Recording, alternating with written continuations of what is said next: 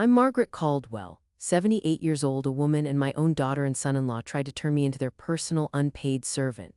They assumed that because my hair is gray and my days are quiet, my life was theirs for the taking. They learned to their great expense that a backbone doesn't dissolve with age. It fossilizes. It becomes harder than stone. This isn't a story about the fiery rage of youth. It's about the slow, burning, incandescent fury of a woman who has finally had enough. My life now is a quiet tapestry woven with simple threads. The comfort of my late husband Robert's favorite armchair, the scent of rose fertilizer and damp earth from my garden, the gentle ticking of the grandfather clock in the hall. For 50 years, Robert and I built a life in this house, a life of partnership. He was an engineer, a man of logic and structure, and I was the heart of the operation, as he always said. I managed the chaos of raising a child, the subtleties of neighborhood politics, and the endless logistics that make a house a home. We were a team. When he passed away 3 years ago, the silence he left behind was a physical presence, but I learned to live with it. I filled it with gardening clubs, book swaps with my neighbors, and the quiet satisfaction of a well-tended life. My daughter Susan was our only child. I love her, of course. A mother's love is a stubborn, resilient thing. But as Susan grew into a woman, and especially after she married Richard, a distance grew between us. It wasn't a gulf of malice, not at first, but one of differing values. Susan, my sweet and gentle girl, had become a woman who avoided conflict at all costs, even if it meant sacrificing her own peace, or, as it turned out, mine. And her husband, Richard Sterling, or Rick, as he insisted, was a man who manufactured conflict. He thrived on it. He was a sales director for some faceless corporation, and he had a salesman's predatory charm. He could appraise a person's vulnerabilities in a single handshake and a condescending smile. From the moment he met me, he appraised my kindness as a weakness, my generosity as a resource to be tapped. Over the years, the examples of their entitlement stacked up like unread newspapers in a dusty corner. They weren't big things, not individually. They were small, creeping erosions of respect. 2 years ago, they needed to borrow my car. Robert had left me his sturdy, reliable sedan, my lifeline to the world. Their fancy SUV was in the shop. Just for the weekend, Maggie, Rick had said, calling me by a nickname only Robert had ever used. We'll have it back Sunday night, promise. The weekend turned into a full week. I had to cancel 2 doctor's appointments and rely on my neighbor Arthur to get my groceries. When they finally returned it, there was a new spidery scratch on the passenger door, the gas tank was on empty, and a faint smell of stale French fries lingered in the upholstery. Rick tossed the keys on my counter. Thanks, Maggie, you're a lifesaver. There was no apology for the delay, no mention of the scratch, not even an offer to fill the tank. It was a transaction. I had provided a service. End of story.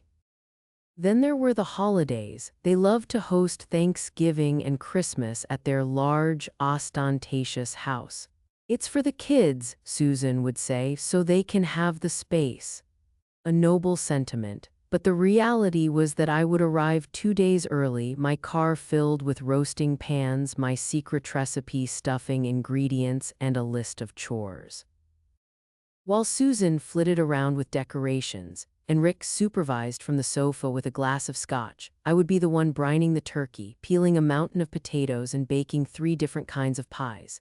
On the day, I was the one refilling drinks, clearing plates, and managing the kitchen chaos. Rick would stand at the head of the table, carving the turkey I had cooked, accepting the compliments as if he'd wrestled the bird from the wild himself. They received the glory of being the hosts. I was simply the unpaid caterer. When I once gently suggested they could at least handle the cleanup, Rick laughed. "Oh, Maggie, don't be silly, you know where everything goes, it's just more efficient this way." Efficient for him, he meant. Rick's condescension was a constant, low-grade hum in my life. He viewed my passions as the quaint pastimes of an old woman with nothing better to do. My garden, my sanctuary, was a particular target. I've won local awards for my heirloom roses. The work is hard, my hands are perpetually stained with soil, and my back often aches, but the joy of seeing a new bud unfurl is a feeling I wouldn't trade for anything. One afternoon, Rick found me on my knees, carefully weeding my prized patch of peace roses. He stood over me, silhouetted against the sun. Still playing in the dirt, I see, he'd said, not unkindly, but with a deep, unshakable layer of patronage. It's nice you have a hobby to keep you busy. A hobby. He said it as if I were a child with a coloring book. He couldn't comprehend that this wasn't about keeping busy. This was my work, this was my art, this was my peace. To him, if it didn't generate income or status, it was worthless. And by extension, so was my time. This was the foundation upon which their greatest, most audacious demand was about to be built. They didn't just see me as retired, they saw me as expired, a relic whose only remaining purpose was to serve their needs. It was a Tuesday in early May when they launched their assault. The day had started beautifully. The morning sun was gentle, and a chorus of robins was celebrating the fat, wriggling worms I'd exposed while turning the soil in my vegetable patch. I was planning my afternoon, a trip to the nursery for some new lavender plants, followed by tea with Arthur Henderson, my neighbor. It was a day of quiet purpose, a day that belonged entirely to me. The phone rang just before noon. It was Susan. Her voice was bright, almost unnaturally so. "Mom, hi, what are you up to?" "Hello, dear, just enjoying the garden. It's a lovely day." "That's great, Mom, that's great," she said, her words slightly rushed. "Listen, Rick and I have the most wonderful news and we want to come over and tell you in person. Can we pop by in about an hour? We'll bring coffee." The offer to bring coffee was the first red flag. They never brought coffee, they drank mine. A sense of unease, a slight clenching in my stomach began to compete with the morning's peace. But she was my daughter. "Of course, dear, I'll see you then." An hour later, their gleaming black SUV pulled into my driveway, its tires crunching on the gravel with an air of arrogant finality. They swept in, Rick in his tailored blazer, Susan in a floral dress that seemed too cheerful for the occasion. They placed a cardboard carrier with 2 cups of coffee on the kitchen counter, a prop I'd soon realize, and sat at my small oak table. "Mom," Susan began, her hands clasped tightly in front of her. "Rick and I have been working so hard. Rick just closed a huge deal at work and we decided we need a break, a real break."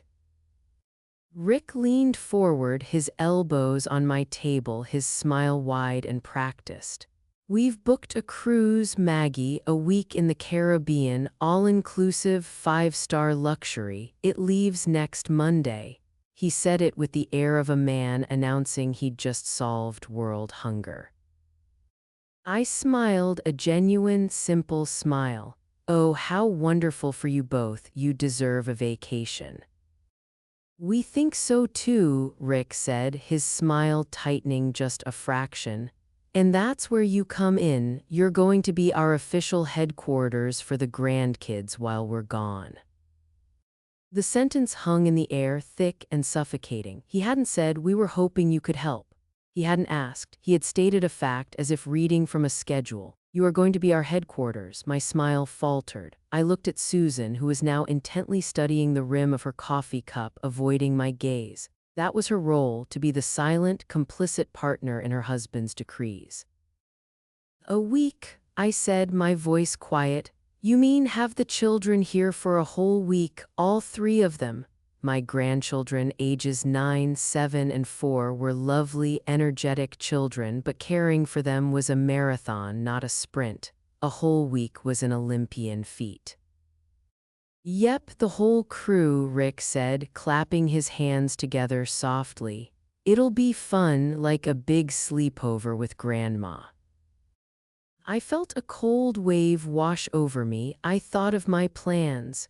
The annual Rose Society luncheon was next Wednesday, an event I had been looking forward to for months. I had my garden, my appointments, my life. It was a quiet life, yes, but it was mine. "Rick, Susan, I don't know," I began, trying to find the words. "A week is a very long time and it's very short notice. I have commitments." Rick let out a short, sharp laugh. It wasn't a laugh of mirth, it was a laugh of dismissal. It was the same laugh he used when a subordinate presented a bad idea. Commitments? Maggie, what commitments could you possibly have that are more important than your own grandchildren? And there it was, the casual, brutal invalidation of my entire existence. The assumption that my time had no value, that my plans were mere trifles, placeholders until a more important task was assigned to me by him. My voice came out stronger than I expected.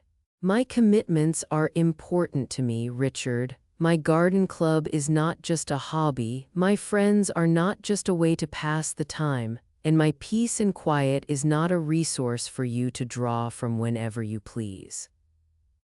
Susan flinched, finally looking up at me, her eyes wide with a plea for me to stop, to just agree, to not make waves.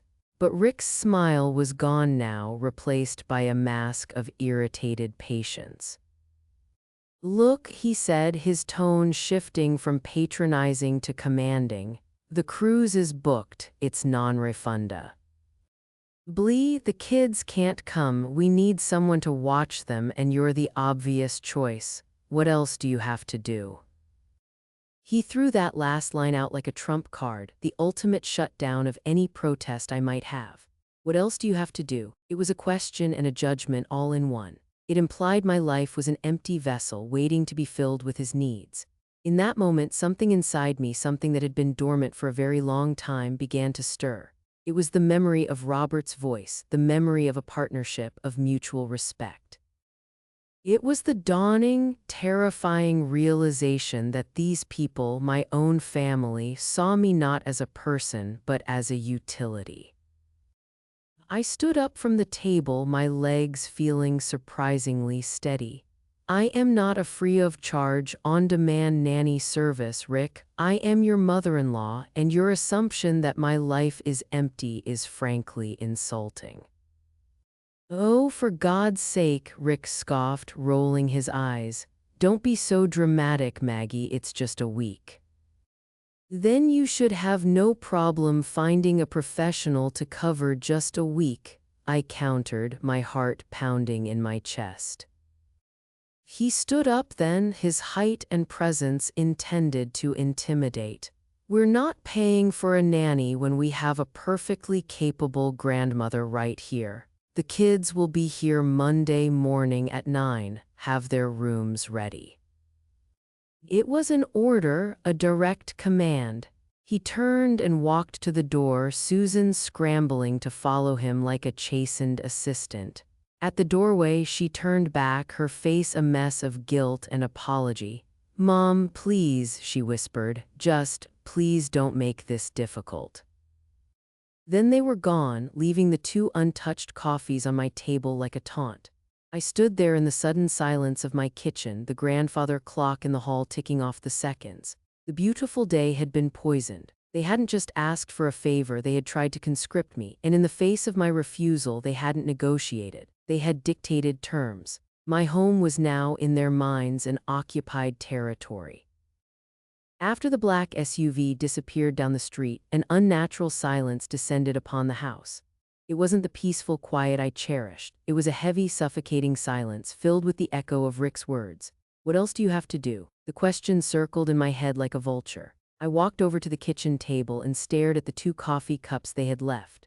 Symbols of a false peace offering, a Trojan horse wheeled into my home to disguise an invasion. With a sudden, sharp movement, I swept them off the table and into the trash can. The clatter of cardboard and plastic was a small, satisfying sound in the oppressive stillness. I spent the rest of the day in a fog of disbelief and a slow simmering anger I hadn't felt in years. I wandered through my own home as if I were a ghost. I went into the spare bedroom, the one they had designated as the children's barracks. It was tidy and calm, filled with my sewing supplies and boxes of old photo albums. I imagined it overrun with toys, sticky handprints on the walls, the chaotic, boundless energy of 3 young children. I loved that energy in small doses, but the thought of being solely responsible for it day and night for a week under duress filled me with a profound dread. It felt like a violation. They weren't just asking me to watch my grandchildren, they were commandeering my life. My mind replayed the scene over and over. Rick's smug, dismissive face, and worse, far worse, Susan's cowardice. My daughter, who I had raised to have a voice, had sat there in silence, a willing accomplice to my humiliation. Her final whispered plea, "Please don't make this difficult," was the most painful cut of all. Difficult for whom? For her? For Rick? What about the difficulty they were imposing on me? The complete disregard for my well-being, my plans, my autonomy. That evening, I couldn't eat. I made a cup of tea, my hands trembling slightly, and sat in Robert's armchair. I looked at the portrait of him on the mantelpiece, taken on our 40th anniversary. His eyes were kind, but there was a strength in his gaze, an unwavering integrity. "Never let anyone mistake your kindness for weakness, Maggie," he used to tell me, usually after I'd agreed to bake for yet another school fundraiser or community drive. "Your heart is generous, but your time is precious. Don't give it away to those who don't deserve it." Tears pricked my eyes. I had let him down. I had let myself down. For years, I had allowed these small encroachments, these minor acts of disrespect, to slide by in the name of keeping the peace. I had told myself it wasn't worth the argument. But now I saw that all those little surrenders had paved the way for this grand, audacious act of entitlement. I had taught them how to treat me. I had taught them that my boundaries were flimsy and easily breached. I picked up the phone, my thumb hovering over Susan's number. I wanted to call her.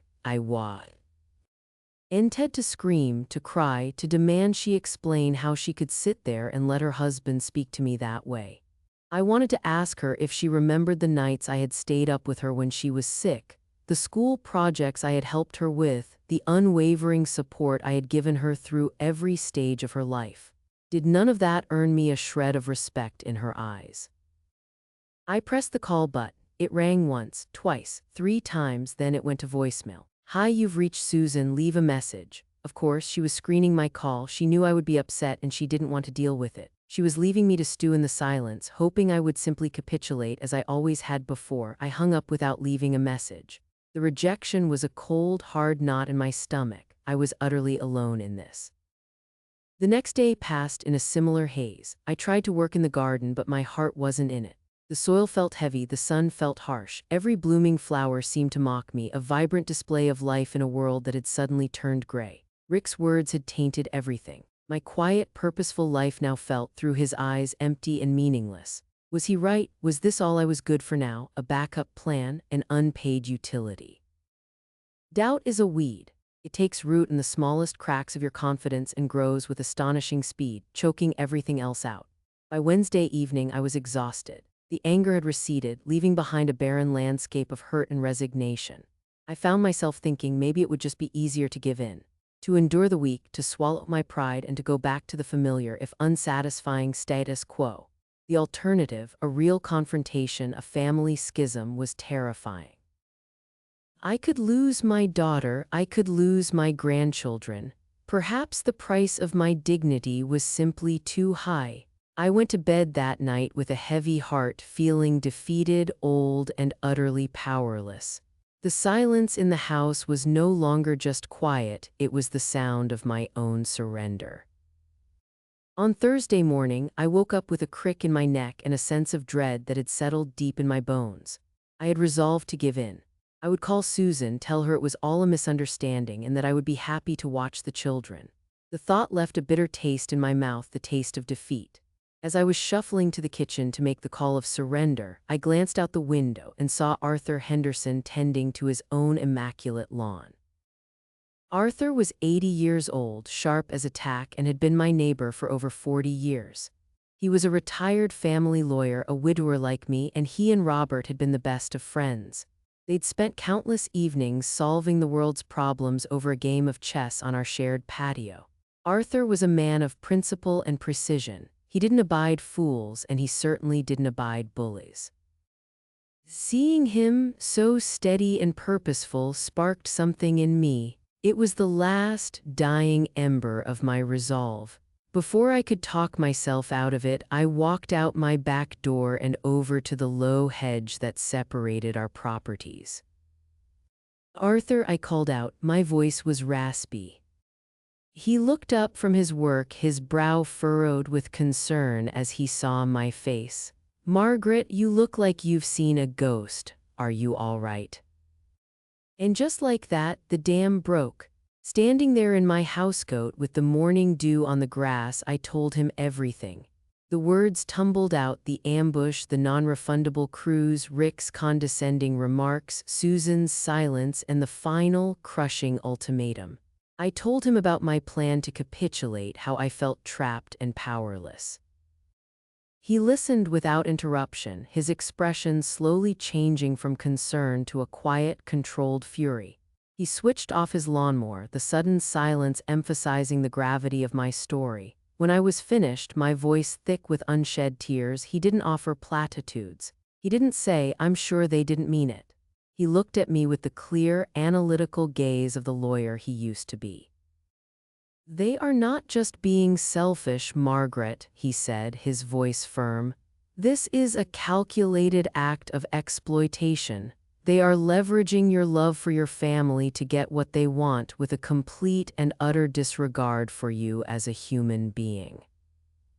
"But what can I do, Arthur?" I whispered. "If I fight this, I could lose them. Susan is my only daughter." "And what will you have if you don't fight?" he countered, his voice sharp but not unkind. "You'll have a relationship based on your own subjugation. You will be confirming to them that you are, as Richard so crassly put it, a person with nothing better to do. You'll be setting a precedent that will continue until the day you can no longer serve them. Is that the legacy you want?" He paused, then his expression softened. "I remember a conversation I had with Robert not long before he passed. We were talking about retirement, about what comes next. And he looked over at you. You were in your garden, and he said to me, 'Maggie's kindness is a treasure, Arthur, not a tool. It's the engine of our family, not its fuel.' He knew your worth, Margaret. Don't you dare let them convince you otherwise." Hearing Robert's words spoken in Arthur's steady voice was like a splash of cold water. It wasn't just my fight anymore. It was about honoring the respect my husband had always shown me. It was about remembering the woman I was when he was alive, his partner, his equal. "He's right," I said, my voice gaining a sliver of its old strength. "Robert would be so ashamed of me right now." "No," Arthur corrected gently. "He would be heartbroken that you were put in this position, and then he would tell you to fight like hell, so let's fight." The lawyer in him clicked into gear. "Okay, first things first, we are not going to engage them emotionally. No more phone calls that they can ignore. We are going to treat this as what it is, a legal and logistical problem. They have created a child care issue. They have attempted to solve it by abandoning their children on your doorstep. That has a name." "What name?" I asked, confused. "In the eyes of the law, it's called child abandonment," he stated plainly. "Leaving minors with a caregiver who has not consented to the responsibility is a serious offense. They are counting on you being too timid, too scared of the family drama to ever consider that." A new, terrifying idea began to form in my mind. "You mean call the police or Child Protective Services?" The thought was horrifying. It was a line I never dreamed I would cross. "It's an option," Arthur said calmly. "A nuclear option, perhaps, but the threat of it delivered correctly is a very powerful tool. Rick is a man who understands leverage and consequences. He deals in them every day. Right now, he believes there are no consequences for his actions. We are going to introduce him to some." He looked at me, his eyes searching mine. This won't be easy, Margaret. It will be ugly. They will say terrible things to you, but Robert was right. Your time is precious. Your life is your own. Are you ready to take it back? I thought of Rick's sneering face. I thought of Susan's averted eyes. I thought of the long, lonely week stretching before me, a prison sentence in my own home. And then I thought of Robert and the 50 years of respect he had given me. I took a deep breath, the scent of cut grass and morning air filling my lungs. It smelled like freedom. Yes, I said, my voice clear and steady. I am. The decision to fight back was one thing, planning the battle was another. Arthur invited me over to his house, and for the first time in 2 days I felt a sense of purpose instead of dread. His study was a sanctuary of order and intellect. Floor-to-ceiling bookshelves, a large mahogany desk, the faint, pleasant smell of old paper and leather. It was the antithesis of the emotional chaos that had consumed me. Here, logic reigned. Right, Arthur began, pulling a legal pad and a pen from his desk drawer. We need to be strategic. A hysterical phone call will be dismissed. A vague threat will be ignored. We need to present them with a document. Something formal, clear, and absolutely unambiguous. Something that a man like Richard, for all his bluster, cannot afford to ignore. He explained his idea. We would draft a letter. A simple, one-page letter. It would not be emotional. It would not contain accusations or rehash past grievances. It would be a calm, factual statement of my position and the legal consequences of their intended actions. It has to be perfect, Arthur said, tapping his pen on the pad. It needs to be written by Margaret Caldwell, the loving grandmother, but it needs to be protected by the full weight of the law. For the next 2 hours we worked. We became a 2-person command center, planning our counteroffensive. Arthur would suggest a phrase and I would tell him if it sounded like me. It was a strange and empowering process. I was rediscovering my own voice, but this time it was being reinforced with steel.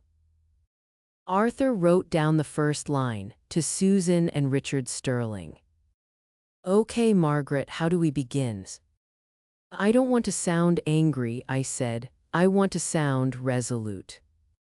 Good, he nodded. Let's start with a statement of fact. He wrote, paused, and read it aloud.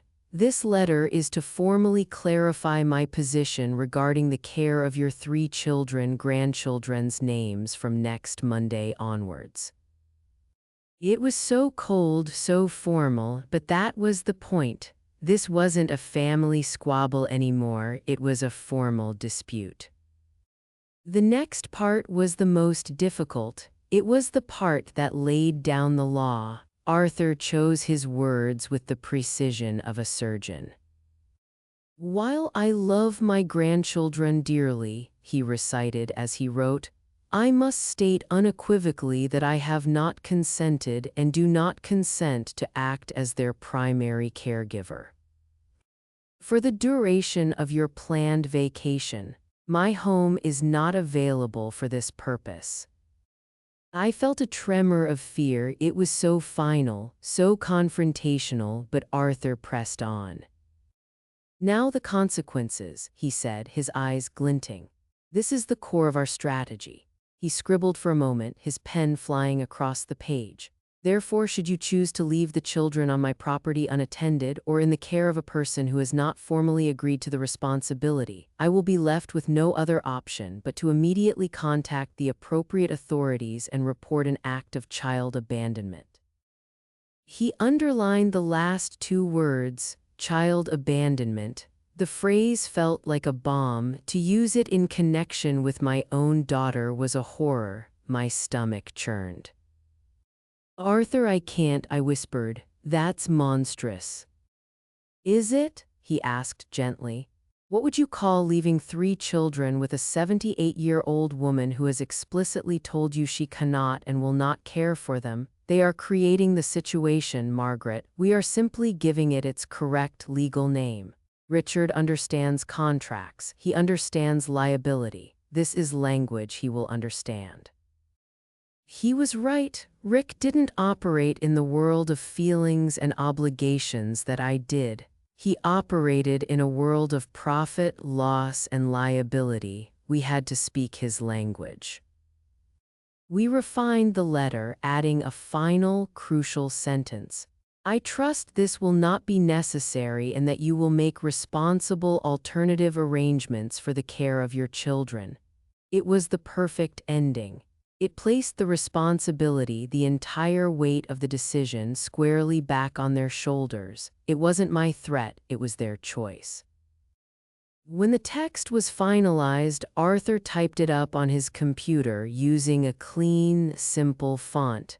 He printed 2 copies on thick, cream-colored paper that felt official and important. He pushed 1 copy across the desk to me. Now, he said, you need to sign it, and I will sign as a witness.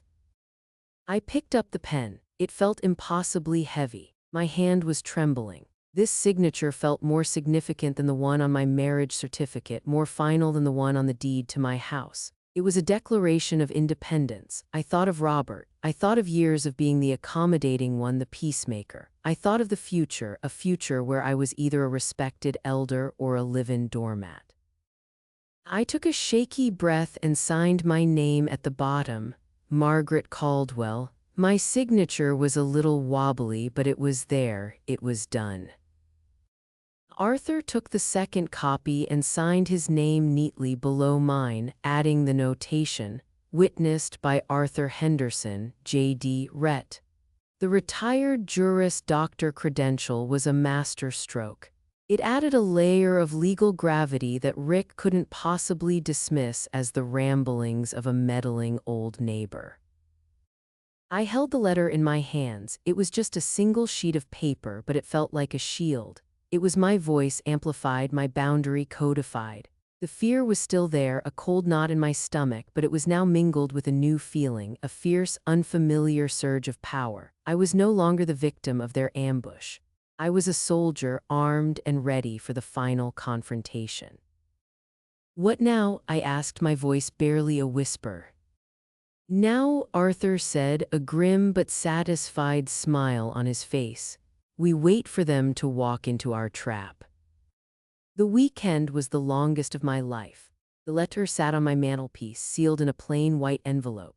It was a silent, powerful presence in my home. Every time I looked at it, my stomach did a nervous flip. I rehearsed the moment over and over in my mind. I practiced keeping my voice steady, my hands still, my expression neutral. Arthur had coached me. No arguments, Margaret, no justifications. You are a stone wall. You simply state your position and hand him the letter.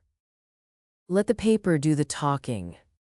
Monday morning arrived, gray and overcast, matching my mood. 9 o'clock, the time Rick had decreed.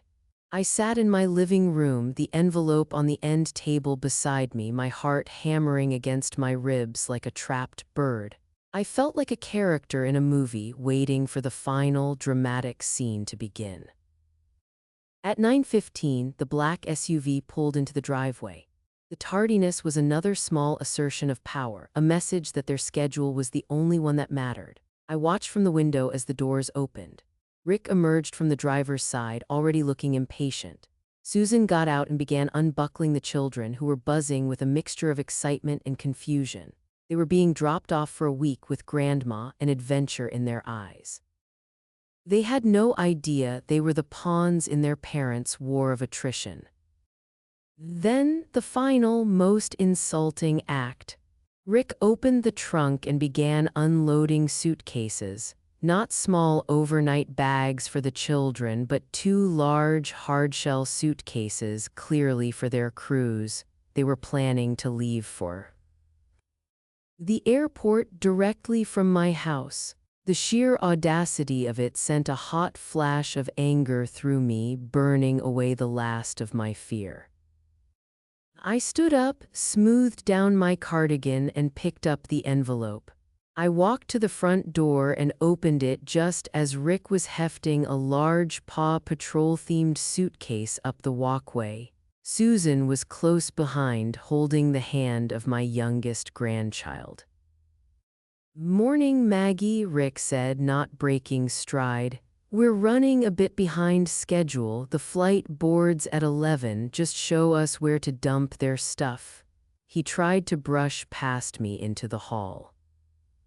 I didn't move. I stood my ground, blocking the doorway. Hello, Richard, Susan. My voice was calm, much calmer than I felt.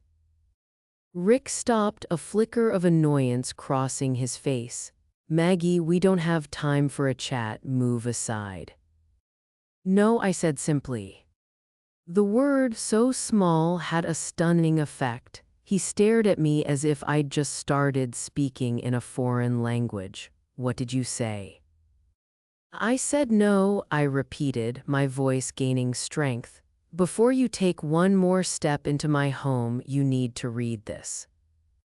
I held out the envelope. He looked from the envelope to my face, a slow, contemptuous smile spreading across his lips. He let out that same dismissive laugh from the other day. Oh, I see, a letter. Are you going to tell me off in writing now? This is pathetic, Maggie. We're going, that's final. He made to push past me again. I wouldn't do that if I were you, Richard, I said, my voice dropping to a low, serious tone.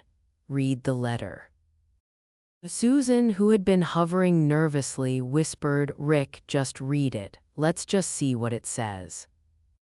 With an exasperated sigh, he snatched the envelope from my hand, tore it open, and unfolded the single sheet of paper.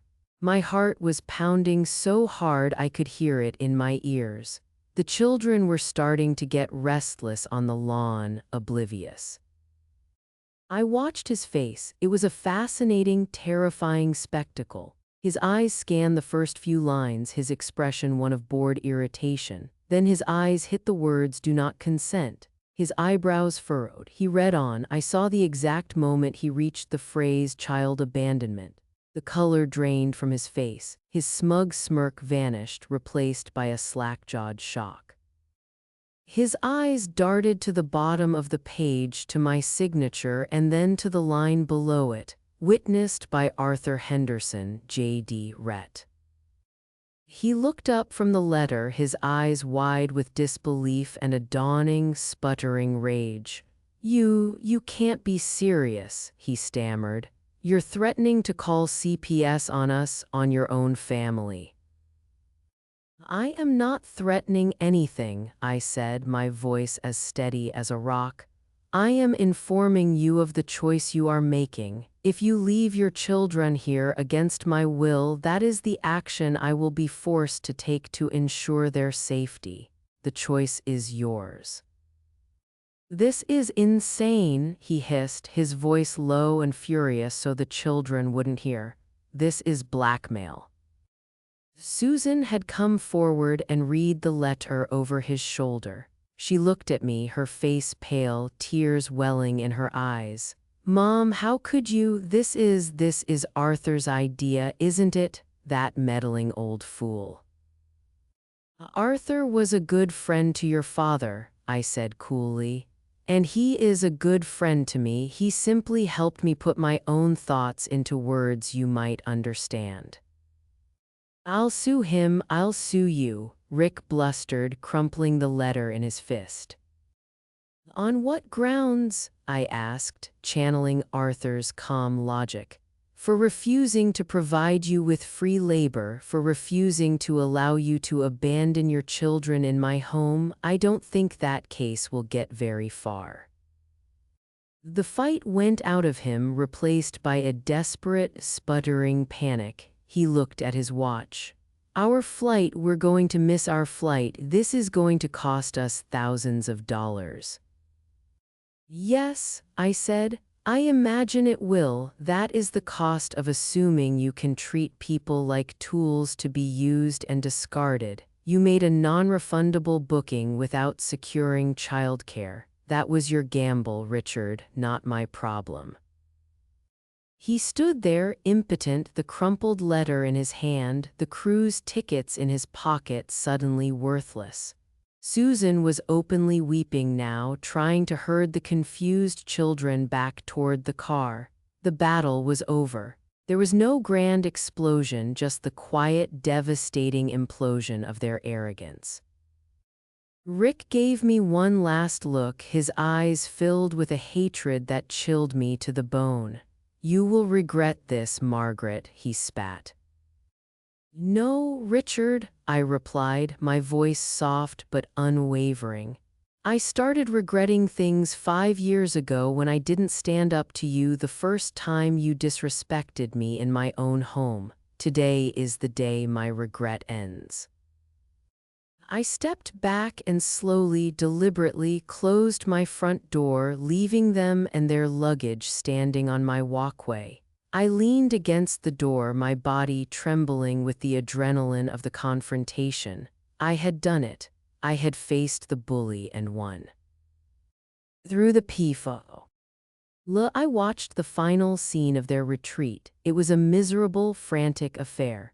Rick was gesturing wildly, his face contorted in a mask of fury. Susan was trying to buckle a crying child into a car seat while wiping her own tears. It was a portrait of self-inflicted chaos. He threw their suitcases back into the trunk with such force that the entire car shook. Then, with a final, hateful glare at my front door, he got into the driver's seat and peeled out of my driveway, tires screeching in protest. And then silence. The silence that filled my house now was profoundly different from the one that had haunted me for days. It wasn't the heavy, suffocating silence of defeat. It was a light, clean, airy silence. It was the sound of peace, the sound of my own home belonging to me again. My legs felt weak, and I sank into Robert's armchair, the one that had been my command post for this small domestic war. The trembling started in my hands and spread through my entire body, a release of all the tension and fear I had been holding in for nearly a week. I didn't feel triumphant, not in a fist-pumping, celebratory way. I felt a deep, aching sadness for the chasm that had just opened in my family. I had won the battle, but the cost was a wound that might never fully heal. A mother should never have to barricade her door against her own child. But beneath the sadness, a stronger feeling was taking root, a profound sense of relief. It was the feeling of a great weight being lifted from my shoulders, a weight I hadn't even fully realized I was carrying. It was the weight of years of unspoken resentments, of swallowed insults, of forced smiles and quiet capitulations. I got up and walked to the kitchen to make myself a cup of tea. My hands were steady now. As the kettle began to whistle, I looked out the window at my garden. The gray, overcast morning was beginning to break, and a few tentative rays of sunlight were piercing through the clouds, making the dew on my rose petals sparkle.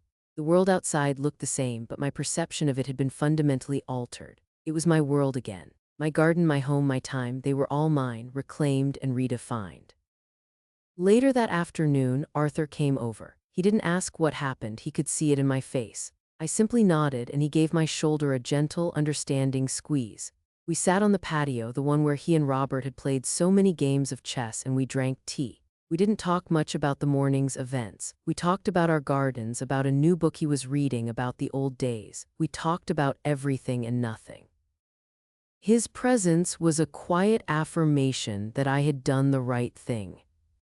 The phone didn't ring, not that day, not the next. I knew the silence from their end was a punitive one meant to punish me, but it felt like a gift. In the quiet, I rediscovered the simple rhythms of my own life. I went to my Rose Society luncheon and accepted a blue ribbon for my Queen Elizabeth hybrid. I spent hours in my garden, my hands in the soil, feeling grounded and centered. I read a whole novel, uninterrupted.